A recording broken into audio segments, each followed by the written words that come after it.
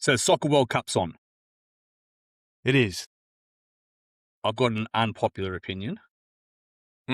Soccer, bit shit. Righto. The most popular sport in the world. I can't wait to hear this one. You're not going to be the first Aussie to call soccer a bit shit, but let's hear it because it is globally the number one. There's something for everyone. There's people that watch your ice. Is it curling? Yeah, curling where you sort of polish the ice. And you got people that play pickleball, or there's something for everyone. But curling doesn't have a World Cup that just fucking consumes people. It stays in its lane. It does. Soccer, for some reason, is the biggest sport in the world, and I don't get it. You don't get why it's gotten to where it is? Like, how did it become the biggest sport in the world? It has a degree of entertainment, and it's a highly skilled game. I think it was the first one of the first professional sports. Yeah. Like people were so getting just paid a first mover. Pardon? Like a bit of a first mover advantage. You might just be one of the first ball sports. Yes. Okay. Well, what equipment do you need for soccer? Yeah. I mean, nothing, just a soccer ball, isn't it? Yeah.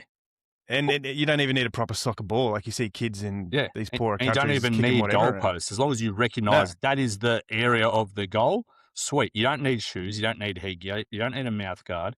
You don't need an oval. Like those guys that play in Brazil, they play like on the street, on cobblestones and shit. That's why they have such good ball control. But so there's a very low barrier to entry into the sport, unlike sailing and rowing and shit. That's why it's so popular. Because anyone everywhere can play it. Doesn't make it a great sport when you really put it up against the other things. It's just, all right, a lot of people have played it and therefore they can relate to it. Doesn't make it good though. A lot of people have played paper, scissors, rock. Put it up there. Put it up where? On TV. On the world stage. Okay, it's a bit more of a luck game rather than skill. But you know what I'm saying? I know what you're saying. Like, have you ever actually sat down though and watched a full 90-minute game of soccer? All right, I'm gonna tell a story about something, and I'm gonna come back to soccer. Okay. I'm not a big fan of spaghetti bolognese. It's a little bit oily. It's a bit overrated. Okay. It's all right. Okay. All right. But whatever. Enjoying this segue. And I decided a long time ago I didn't like spaghetti bolognese very much. I'd eat it, but whatever. I'm never going to order it off a menu. And I thought maybe it's because I went to boarding school and the quality of the food wasn't great. It was terrible. Yeah, that could be it. Then when we were in Italy, first year out of school, I was in Italy and we were at this restaurant. I go, I'm going to order some spaghetti bolognese. And if it's still shit, I'm just going to put a line through it and say, righto, spag bowl is just a shit meal. That's it. 18 years old. That's it. I'm never trying something again. No, I'll still eat it, but it's never. I'm never going to order it off a menu. Sorry, I'm never going to get excited. Someone's like, "Hey, are you saying it was shit?" Yep. No, I ate it. It's edible, but it's a bit. No, I'd rather a steak. I'd rather a T-bone. Oh, so man. Soccer. I went to South America, and do you like spaghetti bolognese? Yeah, I love spaghetti bolognese, and I just you hate with some really sauce. Odd things. Like I know that you hate the beach because you hate sand. I just don't like.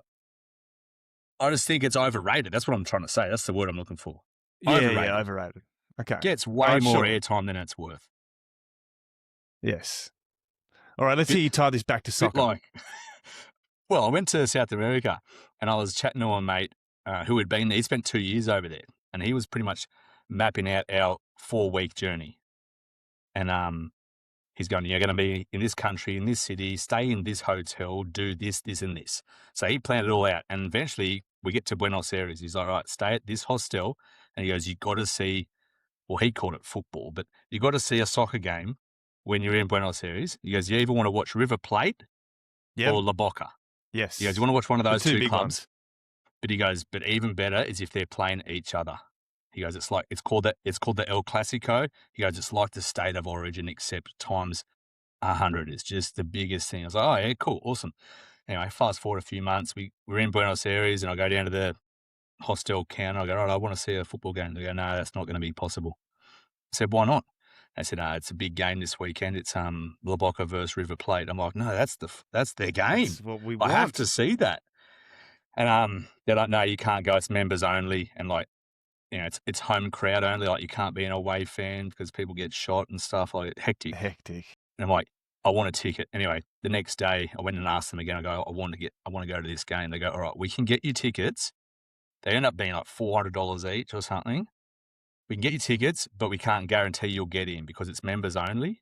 And if locals can see a tourist getting in, they're going to not be happy that you're going and a local's missing out. Yeah, essentially members just reselling their ticket or something to you guys. I guess. Must be, yeah. Anyway, we went to it, and the atmosphere was cool. The game was not.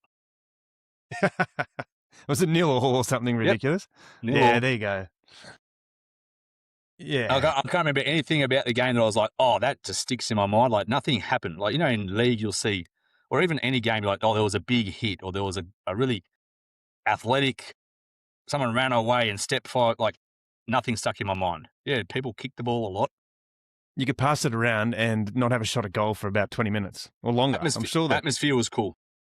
Yeah, so why do they love it so much? Is it just the first mover advantage, low barrier to entry? You reckon that's just why it's gotten big? But in actual fact, the game itself is shit. The game is average. The game is spaghetti bolognese. And everyone's getting hyped up over this spag bowl. I'm like, you know, there's stuff out there. Like, there's some cool food out there. There's like that's more exciting than spag bowl. Yeah. Yep. Tastes better. Yep. Bit of Thai. Spag bowl's a staple, I guess, like for soccer as well. It is just, it's easy. So, or maybe that's what it is. It's the low barrier to entry. Spag bowl is cheap. It's easy. So many people have it. It is a homely meal for so many people around the world. So same as soccer. It is. You finish school as a kid and it's the easiest game you can play. Kick it around. So you just grow up loving it. And then you go and play rugby. You go, geez, that game's boring. And spag bowl, same thing. You go and have a bit of Thai. Bit of Rogue and Josh. Oh, this is a lot better. Yeah. See, I wonder how the Americans are finding it over there because they're hosting alongside Canada and Mexico, right? Do you think they're getting around it? Or do you think they're thinking like Aussies do? Or used to think probably before that dream team back in 2005, 6, that it's boring. That it's hard to put myself in the shoes of an American because the way their brain works is very different than mine. But I was of the impression that Americans hate no result. Like, they love a result. Has to go to a shootout. Like, if they in their local soccer competition, I don't think they cop nil or draws. I think they might play shootouts like every game. All right. I've been told this. Like, they don't like a draw. And so I'm just trying to think of some of the bigger sports, like NBA, all that. Can it not end in a draw? Baseball, I still don't know the rules about baseball, but they keep going. Like, if you haven't scored within 9 innings, I think they keep going until there's a result. It's either unlimited innings or there is some kind of cutoff at some point. Yeah. So I've been led to believe that they love a result. Who doesn't? I don't love a 0-0 draw either. But I'd rather it be a 5-5 draw. I'm presuming yeah, that's right. Maybe just trying to think why it's so captivating. Because you can have these games where it's just 0-0 and goals are so hard to get. Yes. Does it make it all that more special when you actually get the goal? Yeah. And I don't remember who said it. They were like, "Oh, I used to find soccer boring, and then put 10 grand on one of the teams." Makes it very exciting. Yeah, that's right. I'm like, all right, that's a problem. We played soccer when we were kids, right? We were 4, 5, 6, 7, 8 years old, probably. Did you enjoy that? No. Oh, look, yeah. When you're playing a sport with your friends, if you're playing a sport, it's exciting. If you're the one on the field playing, it's exciting. For the people watching, it could be the shittest game on earth. But if you're in there, it's fun. I'm talking about as a spectator sport. Oh, double whammy. Imagine that. So if you're a parent on the sideline watching under 7 soccer, number 1, it's a boring sport to watch. Number 2, there's kids playing that absolutely suck at it. That must be the pits. But they're having fun, and watching them have fun is what's fun. Yes. But then you watch the professionals playing, they're never having fun. They're all so angry and fucking dramatic and they just carry on like pork chops. Mm. A lot of egos. Kills me. What kills me is the egos too in professional soccer. Like they just never get a good punch in the head. No, They no, never they get a don't. reality check. Like just shut your mouth. Whereas in a contact sport, you could be the number 10, the slick, pretty boy, gets all the glory, scores all the points, but sooner or later someone's going to absolutely wipe you out. Yeah, knock you flat. Yeah. Level Whereas you out soccer, a bit. But you would have soccer fans though saying it can be pretty rough. Like you can break someone's shins pretty bad if you take out their ankles. You can headbutt each other and knock each other out. Like people out there would argue that can be contact sport and dangerous. But yeah, I mean nothing like footy, nothing like rugby. So I used to hate when we played soccer as little kids. I used to hate headbutting it because growing up, I didn't like getting concussed. Like I'd get dizzy. Like, oh, it hurts. I hate. You got to hit it with you. Oh, I don't like doing that. But yeah, that can't be good for your head. No, where were you headbutting it though? On the top of your head, probably. Yeah. Right, yeah. Never learned how to do it properly. I went to a game in Uruguay over in South America again. It was Uruguay versus Argentina. And similar thing, we were at a hostel and we wanted tickets to it. And they were going to be really hard to get, but we ended up having beers with the hostel owners who were members, got along with them, and they're like, oh, come along with us. It'll be a good night out. Going to be wild, but it'll be a good night out. Anyway, I had this great experience with them. We jumped in their car and drove 100 kilometers away to the stadium and got there. And like you see in the movies, like you see on TV, it was just chaos. There were flares going off.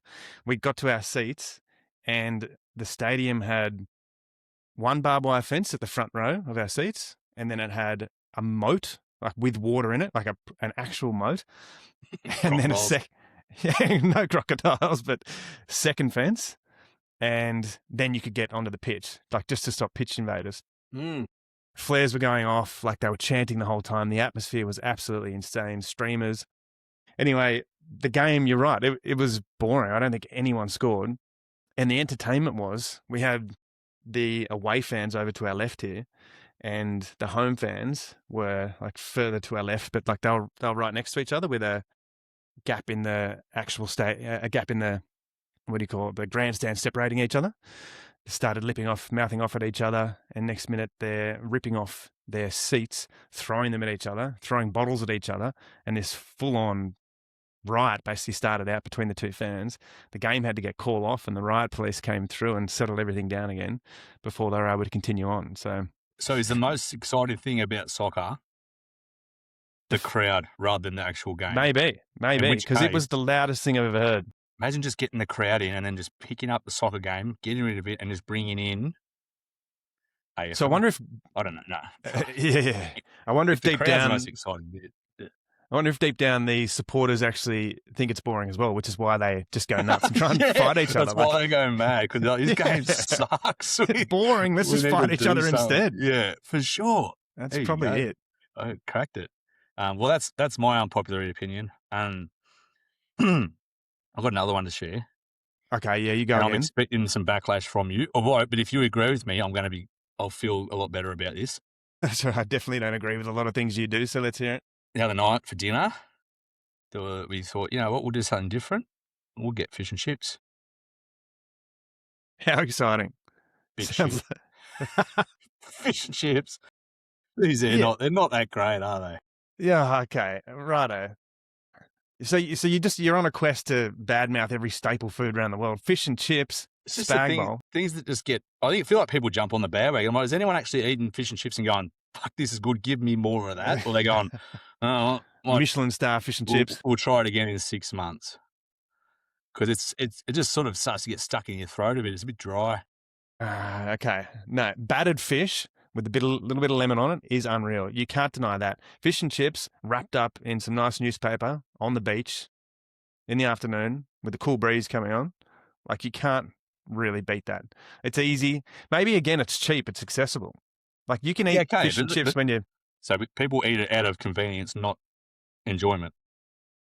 All right. Say you're at Manly Beach and you want something, you're hungry and you want to sit on the beach and nibble on something, what are you going to get that's exciting? A gala. Works. No, I didn't say gala. Works burger. I wanted just a burger that's got a beef patty, tomato, beetroot, lettuce, maybe cheese, maybe some avo if you want to spice it up, but just juicy, doesn't get stuck in your throat. From the fish and chip shop. It works burger. Yeah. Yep. Yeah. And I'll take the chips, and I might have a little fish cocktail next to it. I'm not having a giant piece of fish. Fish and chips, fish and chips it's English, right? Surely that's where it's come from. Fish and chips on the English Cornwall steal Beach. Everything. So someone had it, and the English went, "Oh, we like this," and ran with it. Someone would have had it first. Yeah. Look, it's fair. But it's not a Michelin star meal. It's accessible. It's easy. Fish and chips is good every time. You can't go too wrong. So won't be doing it again. You won't? What are you going to get next time that's more exciting? Burger. You get burgers and chips. Yes. We got caught in a fiery debate last night. We're out for dinner with a few friends, and this moral question came up, which had come up about 4 years ago when the similar group was sitting together. And we had this big debate back then. So I'm going to loop you in on it, set it up, and then I want to hear which side you sit on, okay? So back in my 20s, I had, and still do, have an obsession with flying business class, flying first class, right? Just think it is the top and always wanted to do it. Anyway, I couldn't obviously afford to do it, didn't have the points to do it. So one time when I was about 26, flying over to London, I borrowed a pair of my dad's Qantas business class pajamas, which he'd got from a work trip, packed them in my bag, and I was sitting on the bottom level of the A380.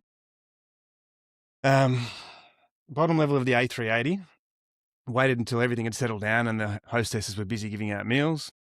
And I went into the bathroom on the bottom of the plane and put on my business class pajamas, and then stood at the back level of the bottom tier of the A380 there and pretended to just, linger and get a free Kit Kat or whatever they have sitting around. And as soon as I saw the coast is clear, I jumped the little fence to the spiral staircase at the back of the A380. If anyone, do you know that? Have you seen those? No.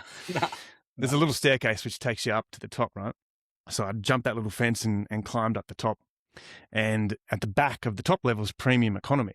So there I was on the premium economy level. At the front of the plane is business and first class, right? So again, I jump into the toilet and hide in there for, a couple of minutes until things settle down, and then open the door and pretend, just come out of the toilet as a premium economy passenger. I then walk down to in front of premium economy and again jump in that next toilet. So now I'm in between premium economy and business. Again, stayed there for a few minutes, waited for carts to go past, etc. Got my business class pajamas on and come out of the toilet now pretending I'm a business class passenger. So walk straight into business class and I'm looking left and looking right, looking for a spare seat anywhere, and couldn't find one. It was absolutely chockers. So I just marched all the way to the front of the plane and found the bar, which they have at the top of the A380. And there's a bar and free drinks and little TV and executive traveller magazines. Anyway, I sat down there freaking out, thinking I'm stuffed, like I'm going to get caught red-handed here. I was hoping I could just get a seat and get away with things. Anyway, I sat there for a couple of minutes and this air hostess comes up and I thought I'm caught here, like she's going to get rid of me. And he goes, "Excuse me, sir, would you like some cheese and wine?" And I said, "Yes, absolutely. About time. Bring it over." So he brings over a red wine and like a cheese board. And then I sat there and just had wine after wine after wine. And he kept feeding me all this grog. I had no seat, but I just sat there and enjoyed it for hours. Anyway, had to eventually sneak back down in my economy seat after. And that gave me a heap of confidence. I've got another 3 stories, which I won't tell you now, but similar kind of things. Anyway. They're all business class stories. Yeah, business class. And do they all stem from just wearing business class pajamas? Basically, yeah. It's all about sneaking in, right? And so this is where the questions are going to come. My big thing was the only downside is you'll get kicked out and you'll just have extreme embarrassment, right? So if you can get over being embarrassed and being called out and get over that one emotion, then screw it, go for it. That was my justification. That's the case of any situation that makes you nervous. It's like, what's the worst thing that's going to happen here? Because usually it's just someone going, "Hey, are you meant to?" Exactly. And quite often, unless you run into like the head waiter, they don't really give a fuck. They're just there to serve drinks. Like, whatever, mate. Just don't cause a scene. Yeah, that's right. I can see you're young and you've snuck in here and you shouldn't be here, but I'm going to all the seats are full. There's the last time I did it from 4 years ago. Yeah, exactly. You're caught out, mate. Nice try. But yeah, there's a couple of other stories I won't share yet. But the final one, I was flying over to Perth, and so you've got to get on last, right? If you get on very last, and you know you're the last passenger, and on the smaller planes, you often walk through business class, right? So that's how you get a scope of the joint. Yes. Yeah, that's right. Is there a spare seat? Great, and I just slot in. I did that. Got away with it once. Another time, we went and sat in there. Yeah. So do you take your carry-on luggage with you, or do you leave it down with the plebs? No. I pretend it's my seat, right? I open it up, put the bag up the top, sit down, like pull out a newspaper and pretend that I'm a business class passenger. Yeah, you've got to own it. You've got to be in character. Like I walk in like I'm not impressed and not making eye contact with anyone, like I'm famous and I belong there, you know. Anyway, I got caught out a couple of times, but this time I sat down in the seat, feeling pretty chuffed. Like, sweet, I get to fly 5 hours business class to Perth here. And just as I thought the doors were about to shut, a family comes on last minute, like a mum and 2 kids. And I thought, surely I'm sweet. Like, these people aren't going to be in business class. And she walks down the aisle and looks at a ticket and looks at me, looks at a ticket. And I'm thinking, oh, no, this is going to be embarrassing. She goes, oh, I think this is my seat. I said, oh, well, whoops. Not 2A, 21A. Oh, geez, sorry about that. And I had to get up. And by that point, the whole plane is sitting down because like the doors are basically shut. So I got out of the business class seat, put my little orange juice back on the counter, grabbed my bag, and then had to do a walk of shame halfway down the plane to 21A, put my seat in, and everyone was just looking at me thinking, you wanker. Anyway, so were they though? They might have been thinking, fuck, yes, that wasn't a bad idea. So where do you side on it? Because we had this big debate last night. Lily thinks it is just terrible that I would think I'm within my right to take something that I haven't paid for. Other people are like, good on you, take it. Who cares? Someone's going to do it. I think it's play on. You reckon play on? What's changed? Why is that? Who have you taken advantage of here? What, a multi-billion-dollar airline? Yeah, Alan Joyce, the CEO, who gets a slightly smaller paycheck at the end of the year. Was anyone inconvenienced by what you've done? Did you ruin anyone's trip? No. Did you? The only thing you could potentially say is theft is if you went and ate the caviar and they hadn't allowed for your share of the caviar. But I'd say some of that caviar probably gets poured in the bin. So I ain't 100% play on. They didn't burn any extra fuel. The pilot arrived at the destination on time. Who gives a shit? I think it's good stuff. I think it takes balls, and as long as you don't make a scene and ruin everyone, like make it awkward for everyone around you, I think it's good. Yeah, I think it's fucking good. And as long as you don't stink. If I was in business class and some and you paid for your ticket, and young fella, I didn't just pay it. I've fucking earned it. I'm a boss. I run a company. I run 10 companies, and this is my moment to just soak it up a little bit. This is the equivalent of driving in a Ferrari, and then some goose just sits down next to me. I would be like, now here we have someone who's a go-getter. I reckon I'd offer you a job right then and there. Fuck, I love that. See, I've told this story. I've still told these stories a few times over the years, and when I first told it, I just thought people would go, "Oh, you legend, how funny! Like, good on you. That's mad." Especially when I was in my 20s, no one I knew had flown business class by that point. Yeah. But I was shocked. Like, some people's reactions were just like, "How can you do that?" Like, and really questioned my morals to the point where it came up with this group of friends 4 years later. They said they often bring it up at dinner party discussions, like, which side do you lie on? So I'm curious to hear from our listeners as to if you're with me or you're not.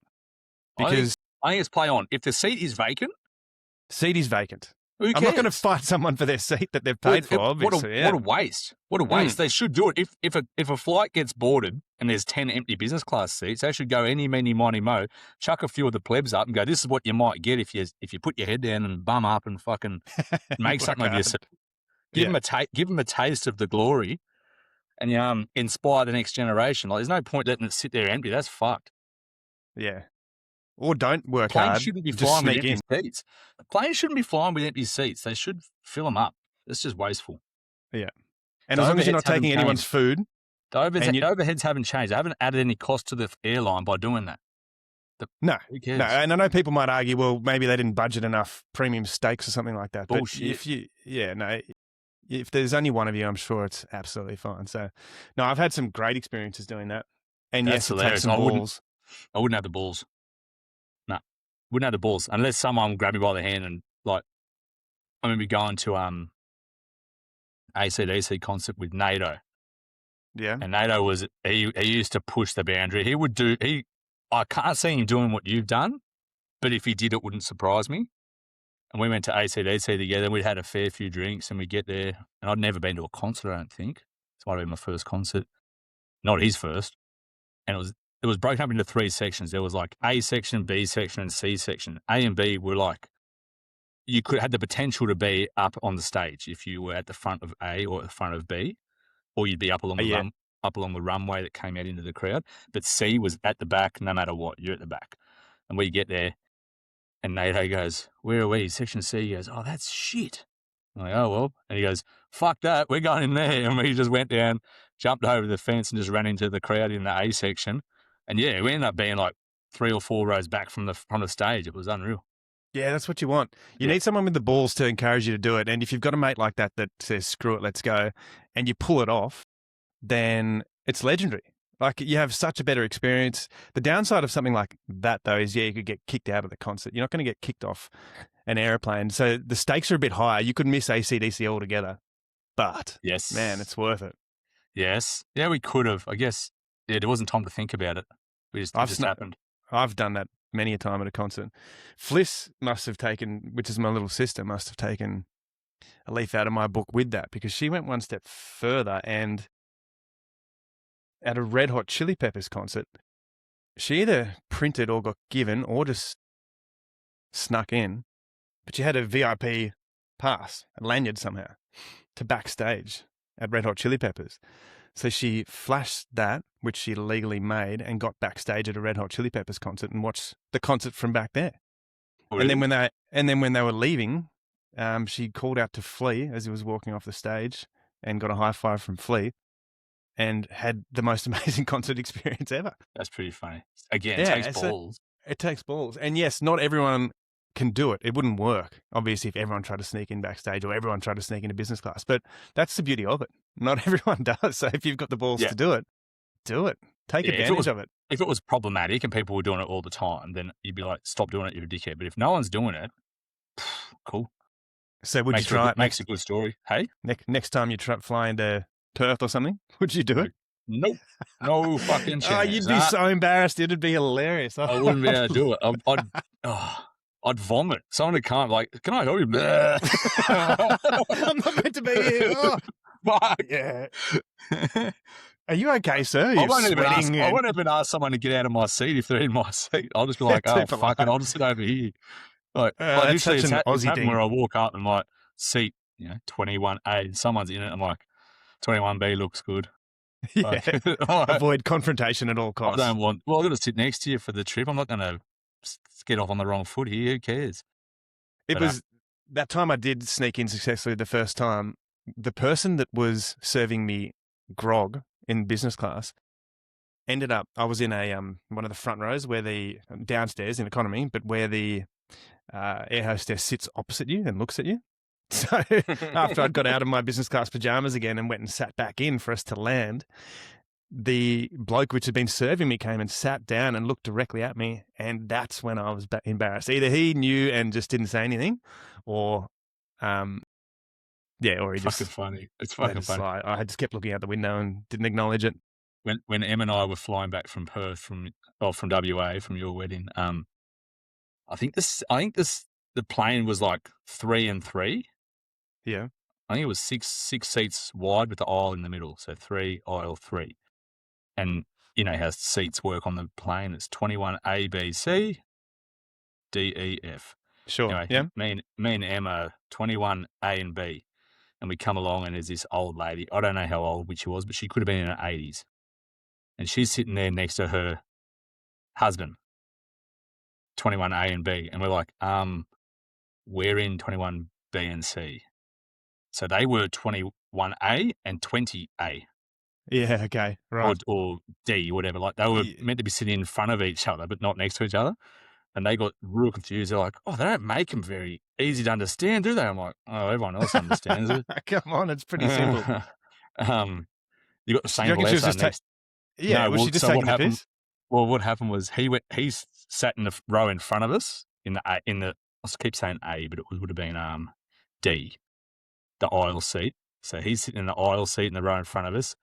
Emma's sitting in D. The old lady's meant to be in D, but she's gone and jumped into the F, so she's over on the window. I'm like, oh, whatever. Em's in D, I'm in E. But this old fella, he's an old bloke too. He's reaching back and he's like smacking Em on the leg, thinking it's his wife, trying to get her attention. And he was going, and then he's just holding like snake, like Alan's lollies snakes over for Em. And Em's like, I think your husband's trying to give you something, but he just kept doing it, like whack, whack, whack. And I was like, what the fuck? She should have gone along with it and eaten all the snakes. Well, he just never turned around, so he didn't understand that his wife wasn't behind him. So we were just like, that's funny, passing her shit, but yeah. And Em's too polite to tell him to beat it and stop rubbing her leg. Well, it's like, he's not trying to fill you up. He's just trying to, fill his wife up. He wanted to sit next to his missus for the flight. It's all good. Yeah. A couple of episodes ago, I was picking apart, just like confusing sayings. And one of them was cut the mustard. Yeah. Yep. And so Timmy or Kondo, who had said that to me originally, he heard the episode. Then he texted me and he's like, a screenshot of, he's looked it up, cut the mustard. Cutting the mustard is the same way they would cut wheat. So they'd use like a scythe. What's a scythe? Like a big hook-shaped knife, like the thing that Death carries. Yeah, Death carries a crook. Yeah. That's a scythe. And so if you couldn't cut the mustard or you couldn't cut the wheat or you couldn't cut insert crop, it meant the blade was dull. So if someone can't cut the mustard, it means they're not sharp. There you go. Yeah, so that's the same. Mustard is a crop. Isn't there a more modern name for it? Is it mustard seed or? I don't know, but yeah. Okay, so it's actually harvesting a crop. Yeah, with that. The knife's not sharp enough. Couldn't cut the mustard. Not the sharpest tool in the shed. Yeah. Okay. Oh, that's great. Yeah. And then it made me think of another one. So, basket case. He's a basket case. Yep. What does that mean? Like a Fruit Loop, like a moron. Okay. So the saying of basket case comes from, I think it comes from World War I. If someone got hit with a bomb and their body got blown to pieces and they had to pick their pieces up and put it into a basket to carry them. Oh, what? What do you got here? I got a basket case. So someone's just been blown to pieces. We don't know who it is. We've got a body. Don't know if all the arms belong to this. That's what I've read.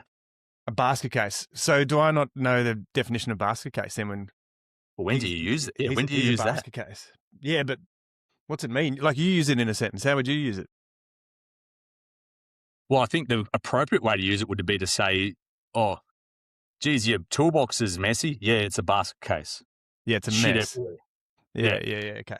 Actually, another one came up last night, which is pretty simple now thinking back, but would be curious as to if people have misunderstood it as well.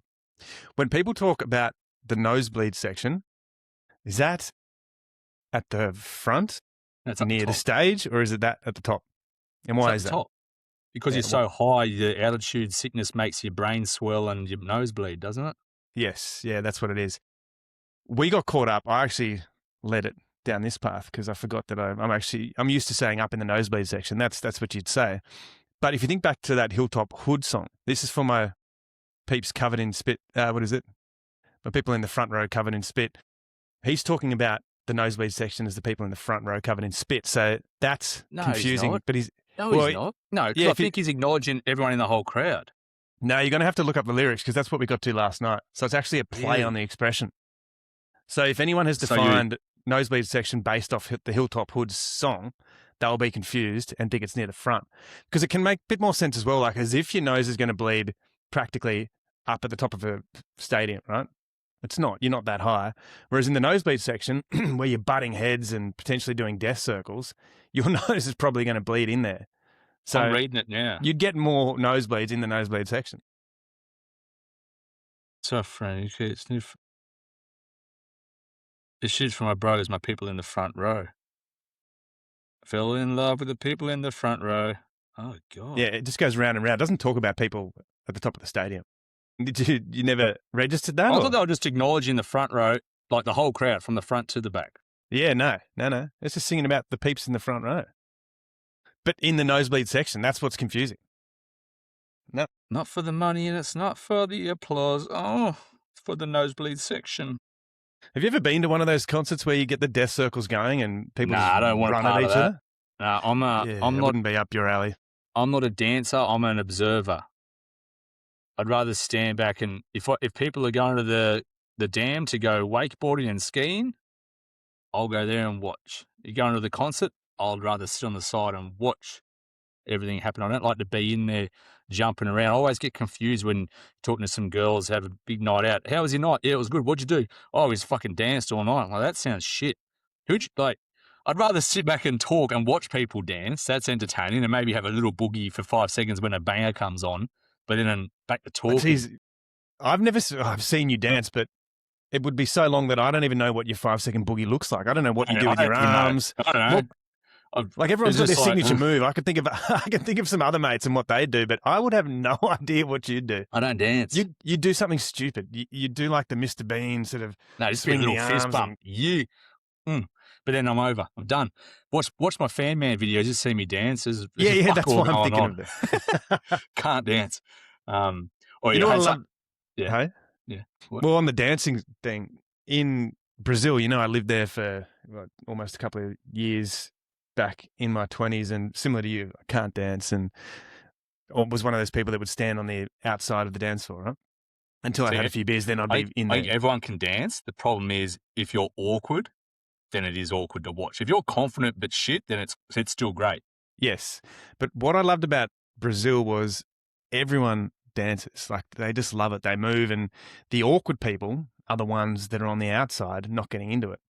And it completely gets flipped on its head, which I just love, because you know that you have more fun when you've had a few beers and you are on the dance floor, like into it, not actually caring and not being self-conscious. And in Brazil, that's the norm. So people that sit on the sidelines actually get called out, which just makes for a better party. And you come back to Australia and everyone's sort of standing on the outskirts, bopping up and down on their heels, hands in their pockets. Too much light. And because the Brazilians are doing this mostly sober, right? Yeah, they'd happily dance. Yeah, they'll go out and dance issues. 5 nights of the week. I remember in Argentina, people go out in the middle of the week. They don't drink. They go out, dance, go to bed, go to work, go out, dance. Like, they're not. Who's this? Like, people in their 20s, teens, like going for a night out. Yeah, just dancing. Yeah, because there was this Swiss banker at the hostel, so I was chatting to him a fair bit, because he was like, he could just sort of. Yeah, he could tell me what was going on a bit at the soccer game, and also just in general. Like, we went out to dinner with him and stuff. And he's like, these guys, they go out to dinner, they go out and they might have one beer, but they'll drink Red Bull and stuff and just dance. And then, so they can do it any night of the week. They don't need to wait for the weekend because they don't need a day to recover afterwards. As opposed to your typical Aussie male who needs 15 beers before they get on the dance floor. Yeah. So you're hungover, which means you're never actually dancing. Yep. So, so yeah, it's just different culture, but, Yeah. so I'm going to tell you something funny. So this week, I'm not a morning person. Don't like it. What are you? An evening person. Yeah, you go to bed at like 9 o'clock or 8:30 though. I'm not a morning person, but I had to do this boxing training in the morning, the 5:30 class, because I can't do it in the evening because the boys are awake and they're being a handful. So I go in the morning before they wake up, which is a battle. I don't like it. I'll wake up. I'll hit snooze, my alarm will go off 5 minutes later. I'll hit snooze, and then some days I'll get up and go, and some days I'll just keep snoozing. Anyway, I woke up. And an alarm goes off, and I snooze it for 5 minutes. Then it goes off again. I go, right, if I'm still awake the third time it goes off and I haven't gone back to sleep, I'm going to get up. So if it went off again, I went, righto, I'm getting up. So I got up, went to the spare room, and I turned the lights on full noise to try to get me up. I'm like, righto, I haven't organised. Normally I'll put my clothes in there so I can go in there and get dressed, have a cup of coffee. I go in there, there's no clothes. I'm like, fuck, I'm not organised today. I went, righto, walked into the dark, hit boil on the kettle, went into the walk-in robe, which is in the main bedroom where Emma is still asleep with Charlie. And I go in there in the dark, and I grab some shorts and I grab some clothes, and I go back to the spare room and I start getting dressed. I'm like, fuck, I haven't got undies. So I put my socks on, and I put my boxing boots on and lace them up. They're like up your ankle a little bit. Lace them up. Like, righto, I'll go back and fucking get some undies. I'll go back in the change room, walk-in robe in the dark, trying to put my undies on in the dark, and I'm nearly fucking falling over because my boots aren't going. They're not sliding through. They're sort of getting stuck. Put my shorts on. Righto, sweet. Get out the door. So I get to the gym, and we stand there and we wrap our wrists up, skip for 5 minutes, and everyone gets in a circle and starts doing a bit of a stretch. And one of the boys goes, "You have trouble getting up this morning?" And I don't know any of these guys. What have you done? I don't know any of these guys particularly well, right? So the whole group, I've only known them for a few weeks while I've been training, but you don't really talk much. You're just punching on. "You have trouble getting up this morning?" I'm like, yeah, I did. How did you know that? And he goes, "Your shorts are inside out." I look down, and there's fucking pockets and strings and tags and shit. I'm like, fuck, like, I go, I actually put them on before I realised I had no undies, and it fucking, been there before. Fuck. I thought you were going to say that you'd put your undies over your shorts and basically dressed up like Fan Man. Like well, I was still wearing my pajama shirt. I didn't even put my shirt on. Imagine undies over the outside would be pretty funny. I considered training. You should do that one time. I considered just doing the whole training session with my shorts inside out, just like, fuck it. But yeah, anyway, turn them around the right way, and away we went. I've come up with an invention. I'm going to finish on this note. We're not talking about beefy fingers. This is a new one. Beefy fingers, I've come up with. That's done. That's old news. That's it. It's invented. And I haven't patented it. Like Volvo with the seatbelt, I haven't patented beefy fingers because I'm like, it's my gift to the world. Jeez, you are noble. Good on you. All right. And is this one going to be a gift, or is this... But if I get around to patenting it first, then fuck is all. But yeah, this is my gift. I'm not going to patent this idea. It's brilliant. Now, this might not apply. This only applies to men, firstly, because most blokes ain't getting around with a handbag or a bum bag or a tote. We've got this thing called pockets, right? Yes. Pockets have limited real estate. Sure. When you put this gigantic fucking phone and a giant wallet in there, not much room left. Okay. Have you got your keys there? Can you hold them up? Where's your car keys? I got my keys. Yeah. Okay, are you going to invent deep pockets somewhere? Shut up. Okay, it's called cargo pants. No, exactly. Hold your keys up. Yeah, okay. Why haven't you got more keys? Why have you only got one key? Yeah, it's a joke, these keys. Look, that's a tag with no name on it. And I don't even know what key this actually is for. So how do you get into your house? It's a separate set of keys. All right. Our key situation's a mess at the moment. Anyway, there you go. Okay. Do you want to see my situation? All right. Oh, yuck. That's my... freaks me out. That's my ute. That's Emma's car. Because sometimes Emma's got me parked in the driveway, so I've got to move her car first. Yeah, or if I've got to go get the boys from daycare. There's my Fan Man key ring. I didn't know you were doing Fan Man key rings. Send us one of those. No, I only got one. The guy that wrapped my ute just made it for me for free. What a legend. That's gross. That's a disgusting Here's set of the keys. lock for my toolbox. Here's the keys for the shop. Here's my pass for the gym. All right. I've got heaps of keys, right? Like a security guard. Yeah, okay. If I come to the shop, I need to get my keys out. If I go home, I need my keys to get into the house. But on the occasions when I don't need to access a building, so say I go to the shops or I go to the footy, I don't need all these keys. Describe what's happening in case... What are you doing? Because the key, like most keys, you can pull like the emergency key out of the fob. So the fob is the proximity thing that makes you push start car start. But you don't need the key except for when your battery's flat on the fob. Yeah. So what you do is you pull the key out, and because all the other keys are attached to that key usually, and the fob is its own little thing. And so I'll just leave the bunch of keys in the car and take this with me. Takes up. Ah, yes. Okay. I like that. And I'll just go to the footy or the shop with that, and I'll just leave all these in the car. When I get back, I unlock, and away we go. Yeah, that's clever. Yeah. So I'm sure some little 5-year-old in Bangladesh has already come up with it, but I'm going to bring it to the first world. You are such a generous bloke, aren't you? Just giving that gift to the world. Man, you're a good bloke. Look at my keys, though. That one, like, there's my little one hidden inside. You know what you have just described, though? You know Teslas have, like, a credit card to get in and out of the car? Yes, that's even thinner again. You can just... Maybe even your Apple Watch. Who knows? So they're already on the right track. You just leave that in your wallet. So as long as you've got your wallet, away you go. Yeah, sweet. You can ditch the whole keys. You can surely sort that bunch of keys out. That's sickening. But good on you. You like it? Yeah, I like it. I couldn't believe when I thought it, and I can do it with Emma's. See, if I'm driving Em's car, pop her one off. Oh, it's Ferrari, sorry. It's really hard to get your key out. What's going on with that? Why do they make it like, look at it. Where's the keyring? Oh, it's not even attached to that key part. No, you've got to unclip it and get the little manual key out. No, it doesn't work. You couldn't do this anyway, even if you wanted to. No, I'm going to ride into 50,000 keys. I'm going to ride into Mazda. Surely their sales are going to drop down now. What cars are you driving there? It's a Ford and a Isuzu. Yeah, okay. Ooh, you wait, Mazda. All right, good on you.